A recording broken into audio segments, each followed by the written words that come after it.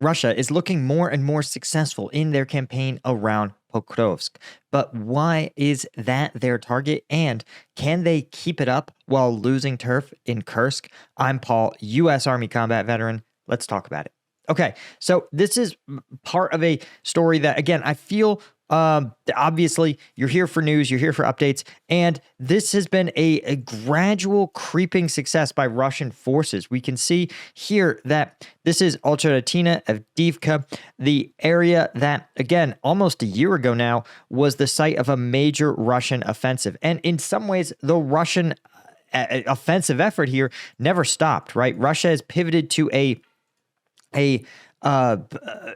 meat wave tactic, right? One in which they use their superior numbers of troops to conduct relatively unsophisticated but frequent assaults on Ukrainian positions. And the result, again, Ukrainian forces for a long time had a not one step forward mentality, right? Blocking Russian forces everywhere they can. This is July 1st, by the way, and we're going to work our way forward through time. And you can see how over this period, Russian forces in this Donetsk region have made gradual creeping advances that, while individually are incredibly small and by most accounts are requiring over 1,000 casualties a day, the aggregate is in fact steady progress that ends up being comparable to what the Ukrainians achieved in the last 3 weeks or so in the Kursk region. You can see here,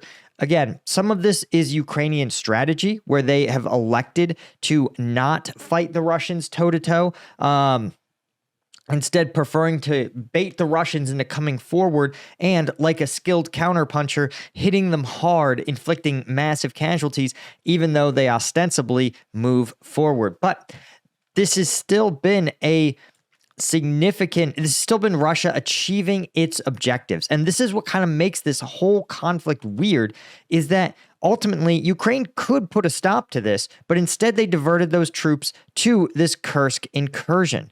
And the result is that both sides are effectively pushing past each other in different directions, with Ukrainian forces making gains, prioritizing gains in Kursk, while the Russians are choosing actually to prioritize their efforts to make gains in Donetsk. And you can see that when you zoom out, these are actually roughly comparable areas, right? Obviously, Russia continually throwing troops into the meat grinder, whereas Ukraine built up an attacking force and then had it surge forward in one fell swoop.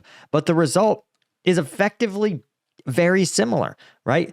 And this is, when people talk about the stalemate, this is unusual even in a war of attrition where you have a stalemate, but only in the net, right? Russia has basically lost its own territory to offset its Ukrainian gains. A really bizarre set of circumstances, but it doesn't mean that Russia's near-term objective in Pokrovsk isn't close to being achieved. You can see here that it looks like Russia is just about 7 to 10 kilometers from the town of Pokrovsk, which has been a hub for the Ukrainian defensive efforts here, right? It's obviously, you can see it's interconnected by a number of roads and trails that enable defending forces to get their resupplies across this front line. But again, you can only be so close.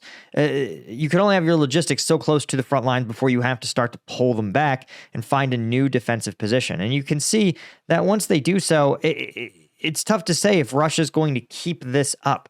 Only really Putin knows how able he is to continue to push in this Donetsk region. Now, before we talk about kind of some of the more strategic calculus, if you guys feel like you need to enhance your own strategic calculus to get things done in a given day, you don't have to turn to sugary energy drinks. You can just get some Strike Gum. Strike Gum's the superior energy drink alternative. 90 milligrams of caffeine in every piece. That's as much as a Red Bull or an Amp Energy. So there's 5 Red Bulls worth of caffeine in this one pack. And unlike a Red Bull, we have 0 sugar, so there's no sugar crash. We're made in the USA. We're veteran owned. And we have 100 milligrams alpha GPC for further cognitive clarity. The cost is a no-brainer. Go to strikegum.com, pick up your 5-pack. It's the equivalent of 25 energy drinks. To buy that at a gas station, guys, would be like $125. This is $25 straight away. And it gives you a pack for your car, pack for your office, pack for the home, and one for your gym bag. So wherever you need energy, you can pop it, chew it, and go.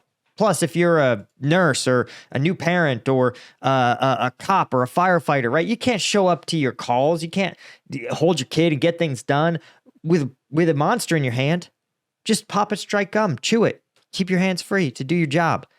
Anyway, guys, check us out, strikegum.com. Link is always in the description. And thanks to the hundreds, thousands at this point, actually, of people who picked up Strike Gum.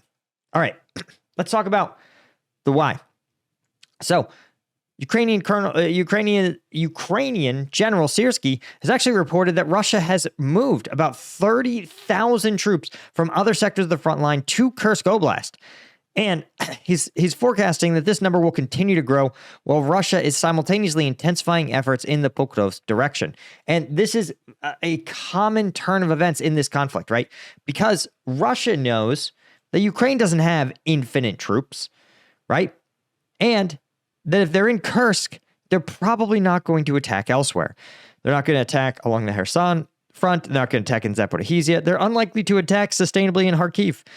And so Russia's likely pulling those forces, thinning them out even more in the front line, and sticking them into two places.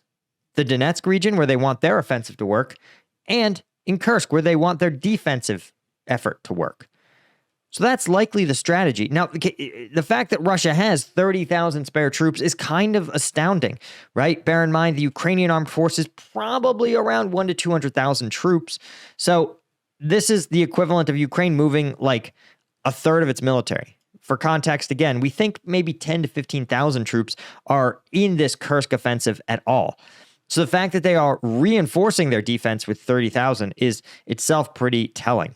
But as we point out, some of these are likely from non-critical sectors, again, like Zaporizhzhia, and some of them may actually be reserve units, right? Now, reserve units do not mean like the Army Reserve here in the United States. What they mean is a tactical or strategic reserve. Or operational reserve, excuse me.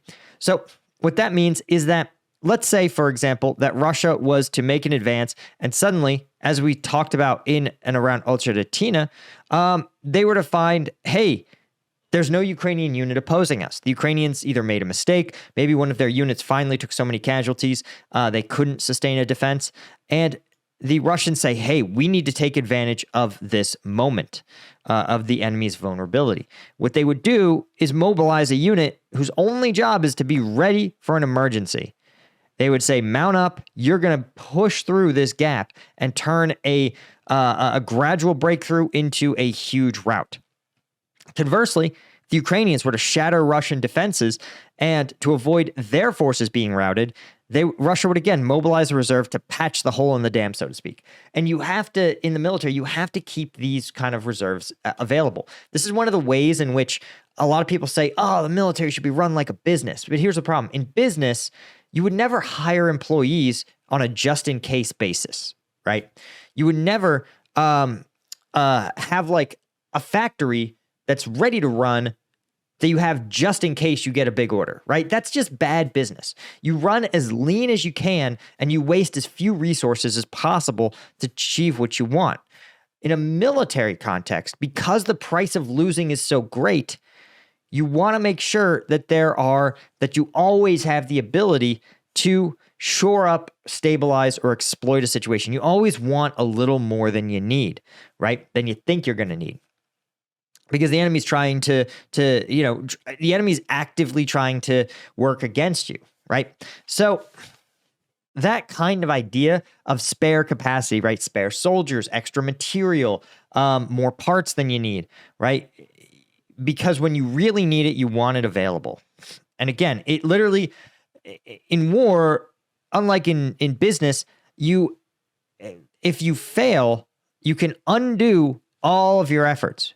Because the enemy is actively trying to make you fail, right? In business, you're trying to like compete for like market share, but imagine if like Coke was firebombing Pepsi plants, right? It would be a different calculus for Pepsi.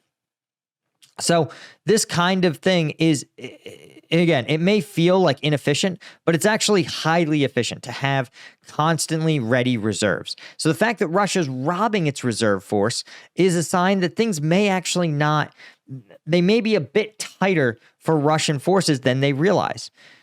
But again, as we pointed out, the advances continue. And Ukrainian forces have actually ordered the evacuation, at least of families with children from Pokrovsk, right, and surrounding villages. This is, again, likely a security measure. As the Russian forces get into range, they will begin to shell Pokrovsk again because it is such a logistics hub.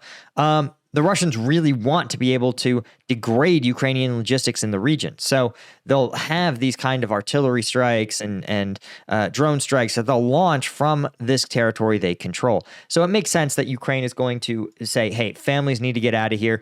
And then likely if Russia gets closer, you're going to see male civilians. And then finally, you'll see military personnel begin to evacuate and reposition. But that still seems like at least a fair way off. Anyway, guys, that's all I had. Huge thank you to the Colonel tier members, particularly Bill Collier, Robert Colburn, Guyers, Marning, Eugenia Cuesta, Chris Gorsuch, Francicarius, and AL90. I could not do this without you guys, as well as the Lieutenant tier members. Be sure to subscribe to the channel. That makes a difference for me, and it tells the YouTube algorithm that I'm one of the good creators. Anyway, thanks so much, guys. I'll see you in the next one. Cheers.